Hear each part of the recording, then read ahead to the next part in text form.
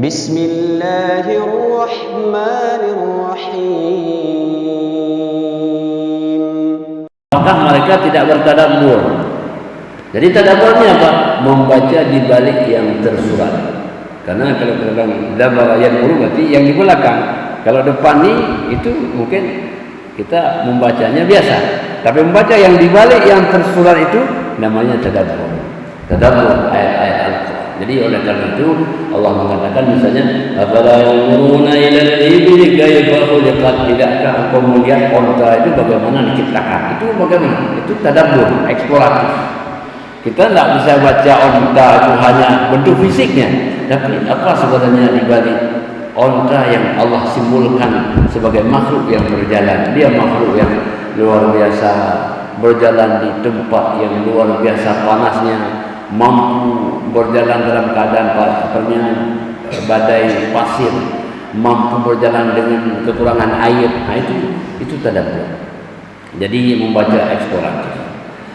Maka Al-Quranul Karim ketika misalnya kita bahas surah Al-Fatihah, dia ada bacaannya sebagai al-idah, memberikan penjelasan. Ada juga al-bayan, memberikan keterangan tambahan. Tapi lebih dari itu adalah al-kasyaf, membaca secara eksploratif. Jadi tidak pernah habis-habisnya bacaan Al-Quran itu. Ada orang yang menulis misalnya tafsir Samudra Al-Fatihah. Banyak orang menulis Al-Fatihah itu, tapi tidak pernah habis-habisnya membacanya secara eksploratif.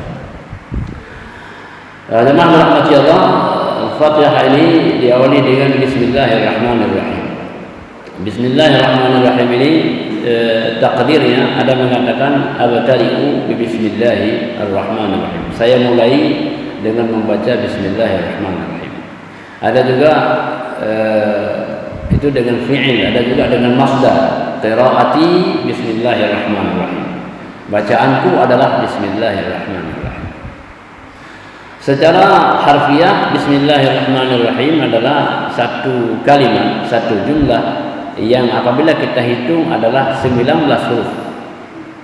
Jadi kalau dihitung Bismillahirrahmanirrahim itu jumlahnya 19 huruf.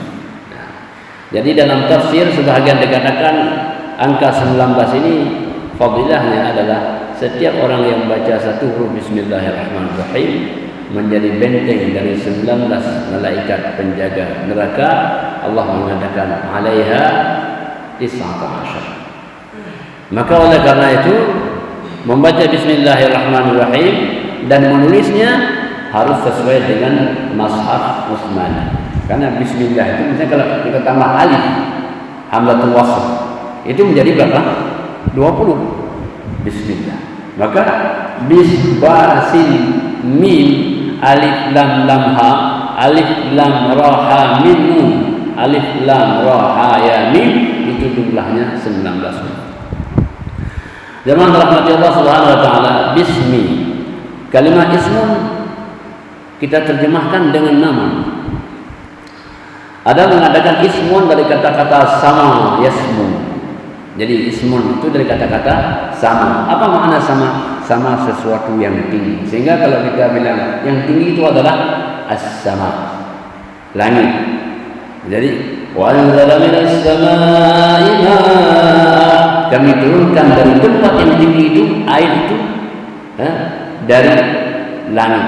Artinya bahwa sesuatu yang mulia, sesuatu yang terhormat itu mesti berada di tempat yang tinggi, as-sama.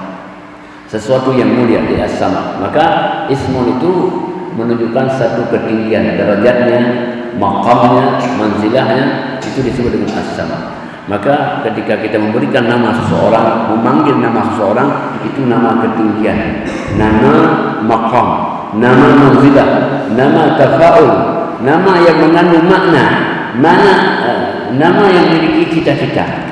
Maka ketika diberikan nama seseorang itu nama yang penuh dengan makna.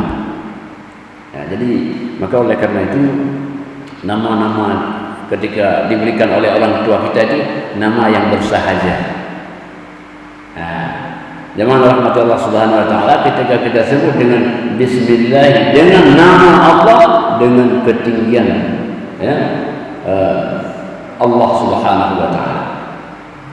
Jemaah rahmati Allah, maka oleh karena itu ketika kita baca bismillah seolah-olah kita sedang menyanjung ketinggian nama Allah Subhanahu wa taala. Tidak ada satu amal perbuatan yang berkah tanpa menyanjung nama Allah. Karena dengan meninggikan nama Allah, arti semua aktivitas kita itu seolah-olah dia bermuara kepada Allah Subhanahu wa taala. Maka dengan rahmat Allah Nabi mengatakan kullu amrin libalin la yubda bismillah wa huwa abtar ay huwa. Sesuatu perbuatan yang baik yang bersahaja tidak awali dengan bismillah, maka perbuatan itu adalah perbuatan yang putus dari rahmat Allah Subhanahu wa taala. Jadi suksesnya suatu amal perbuatan karena bagusnya permulaan. Tapi bagusnya permulaan juga dihitung dengan akhirnya suatu perbuatan. Jadi diawali dengan satu nama yang paling bagus bismillah, nanti Allah mengukur pada ujungnya innamal a'malu bil khawatim. Tapi nilai amal perbuatan itu diukur pada ujungnya. Tapi untuk sampai kepada ujungnya bagaimana? Awalilah dengan nama Allah agar Allah membimbing engkau sampai kepada ujung. Jadi oleh karena itu dengan rahmat Allah tidak ada satu perbuatan yang berkah kalau kita tidak mulai dengan nama Allah. Maka Allah mengatakan Iqra bismi rabbikal ladzi khalaq. Bacalah dengan menyebut nama Tuhan Rabbika yang telah menciptakanmu, yang telah memeliharamu, yang telah mengadakanmu daripada tiada, yang telah membesarkanmu, yang menghidupkanmu, lalu kemudian dia yang akan mematikan. Jadi itu luar biasa makna bismillahirrahmanirrahim. Jemaah rahmati Allah, bismillah kalimat Allah lafzul jalalah. Nama yang agung, yang ismun itu satu isim yang disandarkan kepada Allah. Maka maknanya apa? Maknanya bahwa apabila kita baca bismillah penyandaran kepada semua asmaul husna. Jadi bismillah seolah-olah kita sandarkan kepada Ar-Rahmanur Rahim, Al-Malikul Quddus, Salamul Mu'minul Muhaiminul Azizul Jabbar. Seolah-olah kita sandarkan ke semua nama-nama Allah Subhanahu wa taala. Jadi itu filosofi idhafah, ya, penyandaran mudhaf kepada mudhaf ini. Bismillah ismun kepada Allah. Jemaah rahmati Allah, kemudian Allah menyebutkan sifat Ar-Rahman. Ar-Rahman ini jemaah rahmati Allah sesifat yang disebutkan dalam tafsir adalah pemberian Allah akan nikmat sifatnya muaqqatah. Jadi Ar-Rahman ini kriterianya yang pertama muaqqatah, dia sifatnya sementara. Bila ada nikmat yang diberikan dengan sifat Rahman, sehatkah kita, hartakah kita, itu semua sifatnya sementara. Karena yang namanya Ar-Rahman dia nanti akan mengalami perubahan dan tidak ada yang abadi. Maka dalam dunia ini karena Allah memberikan dengan sifat Ar-Rahman, kita tidak perlu bangga dengan apapun yang Allah berikan hari ini, kekayaan kita, ilmu kita, karena sifatnya Ar-Rahman, dia sifatnya muaqqatah, tidak yang ada mu'abbadah, sifatnya adalah sementara, temporer. Jadi oleh karena itu orang-orang yang baca bismillahirrahmanirrahim ini menyadari bahwa apa yang dia miliki itu tidaklah abadi. Jadi seolah-olah kalau kita baca bismillahirrahmanirrahim itu menyadarkan kita bahwa apapun yang kita miliki dalam dunia ini sifatnya adalah sementara.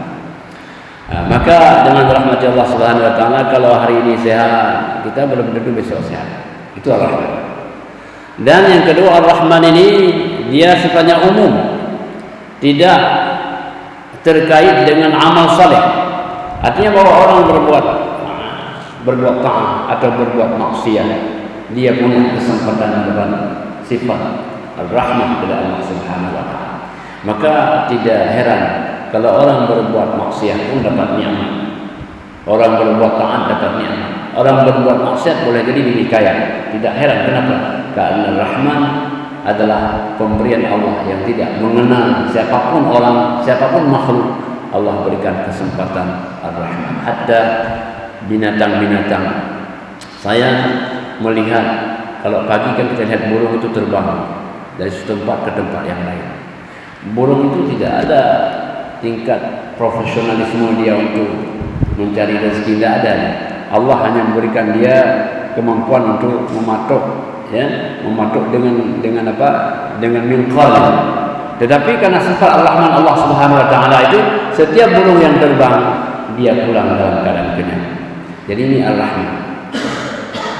Kemudian nama Allah Ar-Rahim.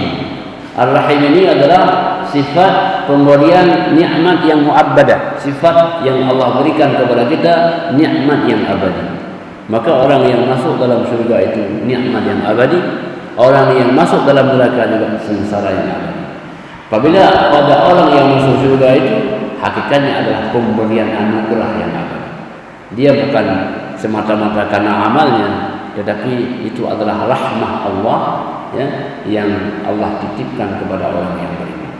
Sehingga baginda sallallahu alaihi wasallam bersabda, la tadkhuluna al-jannata bi'amalikum. Kamu tidak masuk surga karena amal. Wala anta ya Rasulullah, juga engkau ya Rasulullah, wala ana illa ayyataghammadani Allah bi rahmatih. Allah telah meliputi rahmat itu kepada saya. Jadi oleh karena itu kita bermohon rahmat Allah yang abadi itu. Karena sebenarnya amal kita itu tidak cukup untuk membeli surga. Karena surga itu ma la 'ain ra'at wa la udhun sami'at wa la khatara fi qalbi al-bashar. Jadi nikmat yang tak pernah terlihat oleh mata, tak pernah terdengar oleh telinga kita, dan tak pernah terdetik dalam hati kita. Jemaah rahmatullah. Kemudian pada ayat yang kedua Allah mengatakan alhamdulillahirabbil alamin. Kalimat alhamdulillah itu diawali dengan alif lam al-istighraq. Apa maknanya? Alif lam al-istighraq itu mengandung minimal 4 makna. Yang pertama adalah pujian Allah kepada dirinya. Allah memuji dirinya. Pujian Allah kepada dirinya kembali kepada Allah. Yang kedua, pujian Allah kepada hamba-Nya. Laqad kana lakum fi Rasulillahi uswatun hasanah wa innaka la'ala khuluqin 'adzim. Inna Ibrahim la'awwahun halim. Itu pujian Allah kepada hamba-Nya. Semua pujian Allah itu kepada hamba-Nya kembali kepada Allah. Yang ketiga, pujian Allah kepada Tuhan-Nya. Pujian Allah kepada Tuhan-Nya tentu kembali kepada Allah. Yang keempat, pujian hamba kepada sesamanya.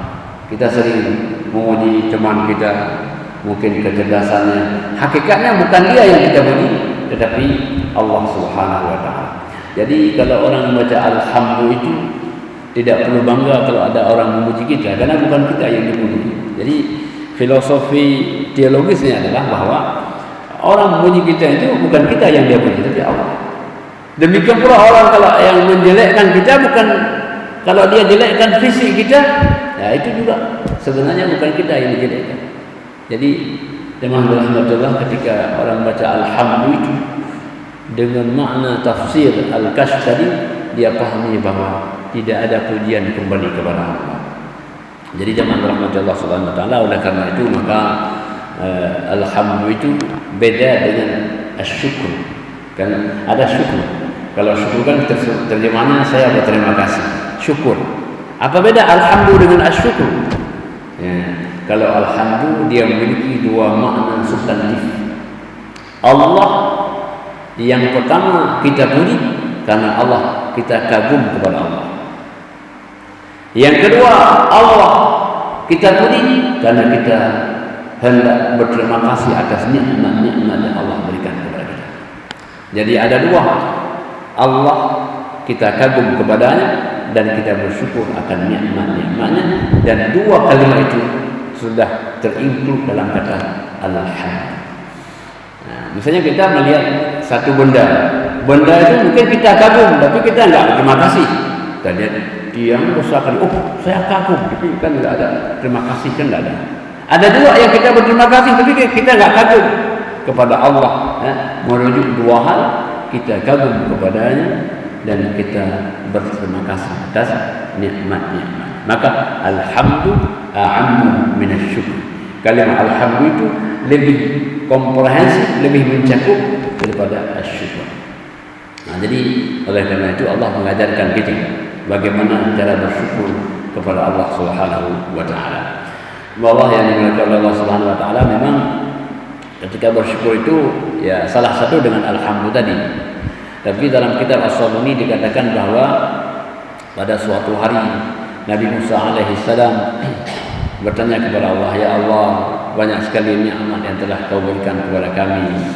Bagaimana kami bersyukur akan nikmat?" Maka Allah mengatakan, "Ya Musa, uzkurni wa la tansani." Wahai Musa, sebutlah nama saya, jangan engkau melupakan saya.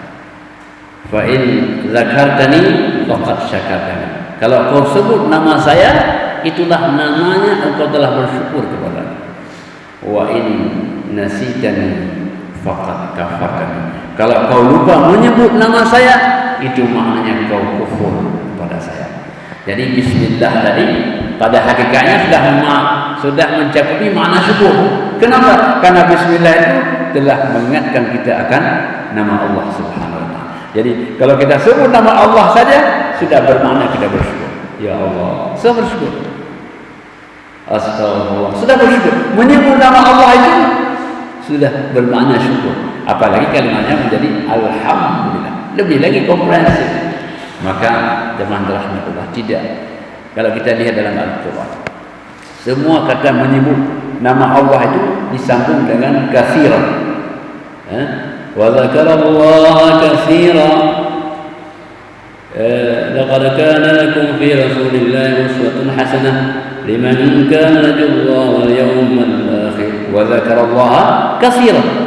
Jadi ketika menyebut nama Allah, maka ada keadaan bagaimana? Menyebutnya dengan banyak. Tidak boleh sedikit.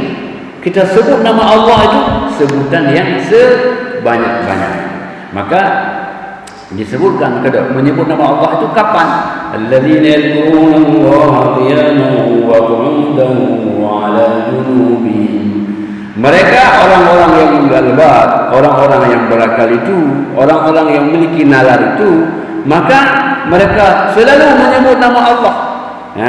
Yadhkurunallaha qiyaman, dalam keadaan berdiri, kemudian dalam keadaan duduk, dalam keadaan berbaring. Artinya apa? Tidak ada waktu tanpa menyebut nama Allah Subhanahu wa taala. Karena menyebut nama Allah itu mengandung makna bersyukur. Mengandung makna bersyukur. Jadi oleh karena itu dengan rahmat Allah Subhanahu wa taala, alhamdulillah ini memiliki makna dua. Yang pertama kita kagum kepada Allah, yang kedua kita bersyukur akan nikmat Allah Subhanahu wa taala. Kemudian alhamdulillah, lam ini ada mengatakan lam litamlik. Jadi semua pujian ini miliknya Allah. Tidak ada miliknya manusia. Maka namanya kesombongan, yang namanya kehebatan, tidak, karena semua miliknya Allah Subhanahu wa taala. Alhamdulillah, hanya semata-mata milik Allah Subhanahu wa taala. Siapa Allah itu? Allah Rabbil Alamin, Rabb yang memelihara, yang menjaga, yang mencipta. Jadi Allah menyebut Rabb ini agar kita sadar bahawa yang kita puji memang layak mendapat pujian dari kita sebagai hamba Rabb. Jadi jangan dirahmati Allah Subhanahu wa taala, sangat naif manusia kalau kepada yang memberi bukan kepadanya dia bersyukur, kepada yang menciptakan dia bukan kepadanya dia bersujud, maka sangat naiflah manusia itu. Maka Allah menyebut Rabbil Alamin agar manusia sadar bahawa yang kita puji itu memang dialah yang berhak untuk kita memujinya. Makanya teman rahmati Allah dalam surah Al-Baqarah Allah mengatakan, ya ayyuhan nasu u'budu rabbakum, wahai manusia sembahlah Tuhan. Kenapa? Karena Dia yang telah menciptakanmu, karena Dia yang telah membuat engkau bisa hidup, karena Dia yang telah memberikan rezeki kepadamu, maka Dialah yang layak, yang hak untuk disembah. Jadi ini alasan logis bahawa kenapa Allah yang kita bersyukur, karena adalah Rabb. Dia yang telah menciptakan, memelihara, menjaga, mengatur kita semua, yang Allah kepadanya kita akan kembali karahan warabatan, rela atau terpaksa. Maka dengan rahmat Allah Subhanahu wa taala, manusia ini dia dari Allah kembali, dia Allah dia pergi dan kepada Allah dia kembali, baik rela ataupun terpaksa. Dalam Al-Quran dikatakan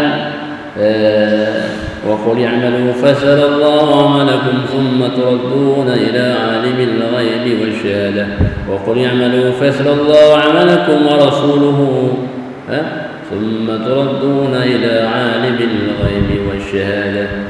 Jadi hendaklah engkau beramal, maka amalmu akan dilihat oleh Allah, wa rasuluhu wal mu'minun, dilihat oleh Rasul dan orang-orang yang beriman. Kemudian summa turadduna, kemudian kamu akan dikembalikan. Jadi fi'il majhul ini maknanya apa? Manusia baik dia rela ataupun dia terpaksa, dia senang atau dia tidak senang, dia pasti akan dikembalikan. Maka digunakan fi'il majhul, passive voice, kamu akan dikembalikan. Jadi jangan rahmati Allah Subhanahu wa taala, ini poin penting bahwa kita hidup ini nanti kita akan dikembalikan. Dikembalikan maksudnya kita akan diminta pertanggungjawaban dari Allah Subhanahu wa taala. Jangan rahmati Allah. Kemudian Rabbil alamin. Al-alam itu apa? Al-alam ma siwa Allah.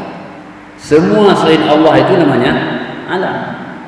Maka ada alamul malakut, ada alam malaikat, ada al-alamul nabatat, alam tumbuh-tumbuhan, ada alamul hayawanat, alam hewan, al-jamadat, alam benda-benda mati. Semua alam-alam ini Allah sebut al-alamin. Ini disebut dengan jam'ul jawabi, jamaknya jamak. Jadi manusia itu jamak, hewan itu jamak, tumbuh-tumbuhan jamak. Maka Allah Tuhan untuk semua yang jamak-jamak ini, itu Tuhannya Allah Subhanahu wa taala. Jadi yang dirahmati Allah Subhanahu wa taala, maka oleh karena itu makhluk-makhluk Allah yang selain jin dan manusia, mereka selalu tunduk dan patuh kepada Allah Subhanahu wa taala. Tidak ada makhluk apapun yang dia tidak patuh. Apa? Terbukti semua makhluk-makhluk itu mereka akan berjalan sesuai dengan sunnatullah. Itu maknanya. Itu kepatuhan mereka. Maka kalau dalam tafsir itu bahwa yang bertasbih itu bukan hanya manusia, tetapi al-jamada, ya, benda-benda mati semua bertasbih kepada Allah Subhanahu wa taala. Kepatuhan mereka luar biasa kepada Allah. Maka ketika Allah sebut kalimah ini, Allah mengatakan kalimah ma, yusabbihu lillahi ma fis samawati wa ma fil ardh. Bertasbih kepada Allah ma al-aqil wa ghairul aqil. Jadi maksudnya yang bertasbih kepada Allah itu semua makhluk yang berakal dan makhluk yang tidak berakal.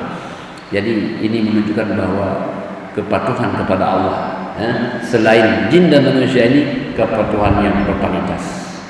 Tetapi manusia itu tentu dengan segala kehidupannya, nafsunya, ada yang taat, ada yang tidak taat. Itu dengan rahmat Allah. Tetapi kalau kita rujuk kepada makhluk-makhluk yang lain, semua mereka patuh kepada Allah Subhanahu wa taala.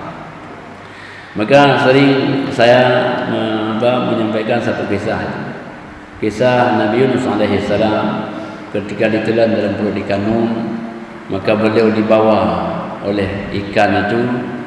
Ketika dalam tafsir dikatakan Nabi Yunus berada dalam 3 kegelapan. Yang pertama, kegelapan perut ikan, karena Nabi Yunus ada dalam perut ikan. Yang kedua, berada dalam kegelapan malam. Yang ketiga, berada dalam kegelapan laut, di bawah laut. Nabi Yunus dibawa di bawah laut itu sampai beliau pada bawah laut itu. Beliau mendengar, sadar beliau belum mendengar, rupanya pasir-pasir di bawah lautan itu bertasbih kepada Allah. Pasir-pasir bertasbih kepada Allah Subhanahu wa taala. Maka mendengar tasbih makhluk-makhluk mati ini, Nabi Yunus terinspirasi beliau. Maka kita hendaklah jadikan makhluk-makhluk Allah yang lain motivasi untuk ibadah kita kepada Allah. Maka bertasbihlah Nabi Yunus sebagai bertasbihnya makhluk-makhluk ini. La ilaha illa anta subhanak inni kuntu minadh dhalimin. Itulah terang Nabi Yunus senter Nabi Yunus dalam kegelapan tadi. Itulah makanan Nabi Yunus dalam 40 hari 40 malam. Demikianlah Nabi Yunus mengucapkan tasbih dalam keadaan seperti itu hingga kemudian Allah mengeluarkannya dalam ikan. Jadi jangan dirahmati Allah, kalimah al-alam ini menunjukkan betapa Allah sebagai Tuhan untuk semua makhluk-makhluk yang ada, semua makhluk itu patuh dan taat kepada Allah Subhanahu wa taala. Kalau demikian, makhluk-makhluk yang tak berakal saja patuh kepada Allah, harusnya sewajarnya kita harus lebih patuh lagi kepada Allah Subhanahu wa taala. Jadi jangan dirahmati Allah Subhanahu wa taala, maka oleh karena itu kita mesti banyak belajar dari alam semesta ini. Allah mengajak kita menjadikan objek-objek benda-benda ini sebagai materi pembelajaran kita. Afala yanzuruna ila al-ibili kayfa khuliqat, jadikan onta ini sebagai salah satu materinya. Wa ila as-samaa'i kayfa rufi'at, juga langit dengan segala aksesorisnya adalah sebagai objek untuk kita pelajari. Wa ila al-jibali kayfa nusibat, dan gunung-gunung yang Allah tancapkan itu juga sebagai materi yang layak kita pelajari. Wa ila al-ardi kayfa sutihat, dan bumi bagaimana Allah hamparkan, itu juga objek-objek yang patut kita pelajari. Maka kalau kita hendak mentadabbur, mengeksplorasi nilai-nilai Al-Quran, Al-Quran itu ada di sini misalnya an-namlah, naml, ada semut. Ya, sebenarnya apa makna tarbiyah semut itu dalam kehidupan kita? Apa maknanya semut dalam kehidupan? Kan semut benda kecil saja, tapi apa makna semut dalam kehidupan kita? Mungkin maknanya kebersamaan. Semut bisa, semut Allah berikan, kalau satu semut itu ada satu makanan kecil, dia bisa berbagi untuk sesama. Luar biasa kebersamaan semut. Allah sebutkan gajah, al-fil, ya, memang ada kisah ashabul fil, tapi apa makna gajah dalam kehidupan manusia? Al-fil mengandung makna kesetiaan. Jadi fil, saya tidak tahu bagaimana setianya gajah, saya tidak tahu, tapi ada kisah gitu. Ada di satu tempat ada kebun binatang. Jadi ini pasangannya ini sudah jadi bangkai-bangkai. Ternyata gajah yang jantan ini dia tidak berpindah, ya, dia bertahan itu, ya. Dia bersama bangkai-bangkai gajah betina tadi. Apakah itu tidak kita ambil satu pelajaran betapa makhluk Allah ini memberikan pelajaran bagi kita akan nilai-nilai kesetiaan. Yang orang kalau sudah berkeluarga, betapa butuh nilai kesetiaan itu. Nah, itu maknanya. Jadi jangan rahmatullah, kita bisa berkaca daripada makhluk-makhluk Allah yang lain. Di samping kita bisa melihat manfaat secara material, juga ada manfaat yang non material. Jemaah rahmatullah subhanahu wa ta'ala. Jadi alhamdulillahirabbil alamin. Al-alamin artinya alam semesta. Alam semesta yang Allah ciptakan ini, di samping kita manfaatkan, juga kemudian kita dapat mengambil hikmah pelajarannya. Ar-Rahmanur Rahim sudah kita bahas tadi. Kemudian ayat berikutnya Maliki Yaumiddin. Malik, kalau kita baca Malik artinya pemilik. Kalau Malik artinya raja hari kemudian. Jadi apapun maknanya, yang paling inti adalah Yaumuddin, artinya Yaumul Jaza, hari pembalasan. Orang kalau membaca ayat ini akan teringat bahwa semua amal perbuatannya akan Allah berikan kompensasi, akan Allah berikan balasan pada hari kiamat kelak. Jadi oleh karena itu jemaah dirahmati Allah, kita dalam dunia ini ketika kita berucap, ketika kita beramal, ketika apapun yang kita buat, bukan hanya amal itu yang kita harus perhatikan, tapi apa akibat dari amal itu di kemudian hari. Maka oleh karena itu orang-orang yang beriman itu selalu menjaga lisannya, menjaga perbuatannya, hatta menjaga pikirannya. Kenapa? Karena apa yang kita kerjakan itu konsekuensi bukan hanya dunia, tapi juga konsekuensi ukhra. Jadi oleh karena itu jemaah rahmati Allah, kalimat Yaumiddin ini ad-din artinya yaumul jaza.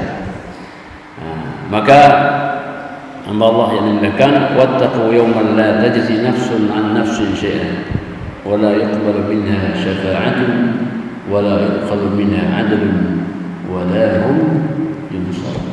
Hendaklah kalian takut kepada suatu hari yang hari itu tidak ada lagi pertolongan. Hari itu tidak ada tebusan. Hari itu tidak bisa satu dapat menolong yang lain. Jadi ini adalah yaumul jaza, yaumuddin. Baginda sallallahu alaihi wasallam kalau membaca surah Idza syamsu kuwirat, ya. Jadi ayat-ayat ini kalau Nabi baca, Nabi mengatakan telah menyebabkan saya berubah dengan ayat-ayat.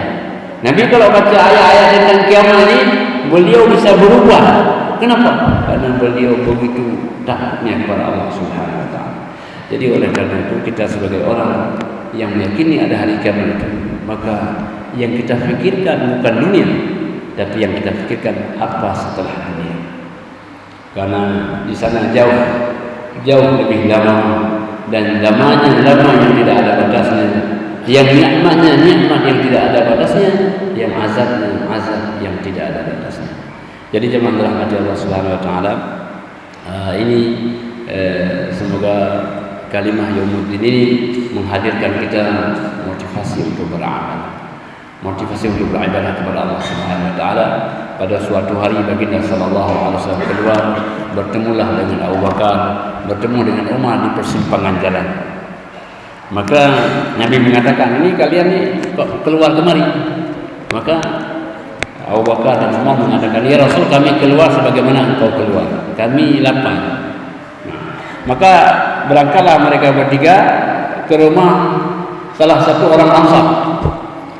Sampainya ke sana, orang Ansar ini menyiapkan minuman segar, perasan air susu kambing.